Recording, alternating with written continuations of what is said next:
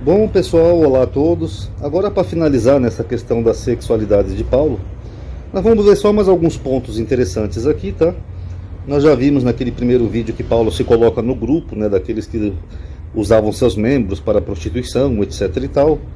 Vimos em outro vídeo que ele ficou em casa de pessoas que poderiam ser aquele grupo que era considerado não moralmente correto, né, pelos pais da igreja, né, nos primeiros séculos. E agora nós vamos ver agora mais uma questão interessante aqui, né? Em Coríntios, Paulo começa falando assim, em Coríntios 7. Ora, quantas coisas que me escrevestes, então alguém escreveu alguma coisa para ele. Bom seria que o homem não tocasse em mulher. Então a gente não sabe aqui o que escreveram para ele, mas essa frase seguinte dele fica meio esquisita, né? Bom seria que o homem não tocasse em mulher.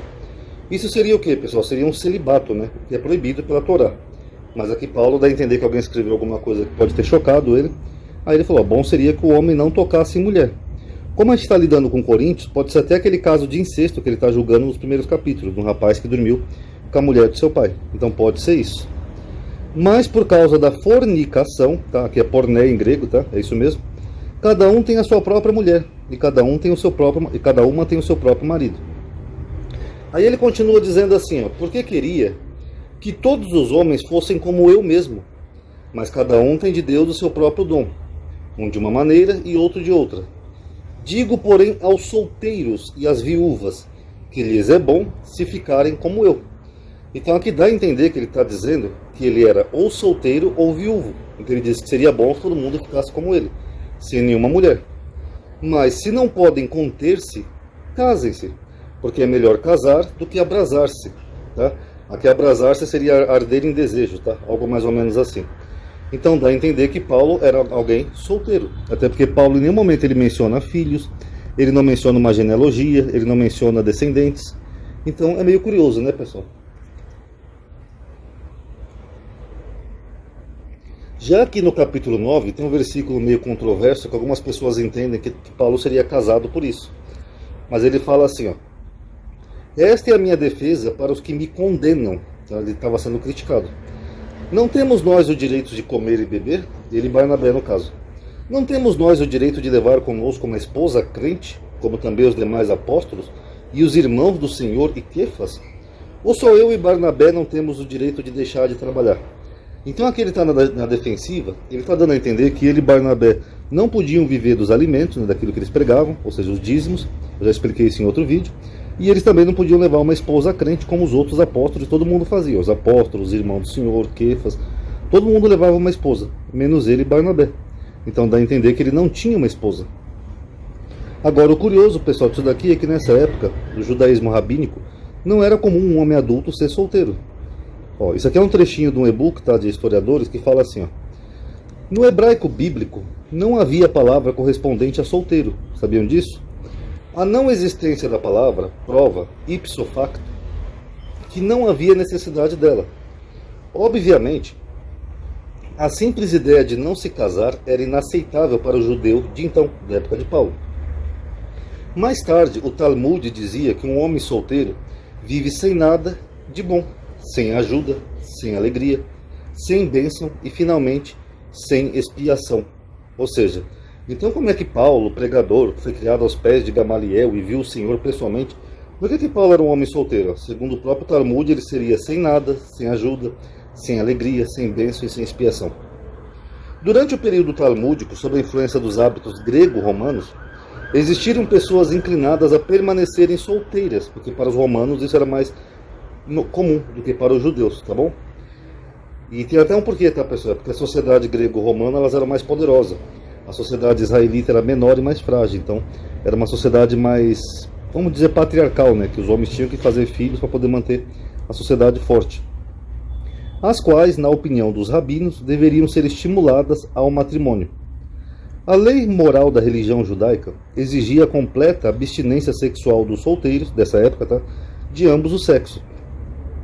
Assim que os meninos e meninas se tornavam conscientes da sua sexualidade, eles eram treinados no exercício do controle de suas paixões. A masturbação e até mesmo os pensamentos lúbricos estavam incluídos entre as transgressões sexuais proibidas. Maimônides, o rabino, filósofo e médico do século XII, aconselhava no Guia dos Perplexos um estratagema para se readquirir a calma, Devemos voltar nossas mentes para outros pensamentos. Para a preservação da castidade entre jovens, era costume fazê-los casar com pouca idade, para não cair em tentação.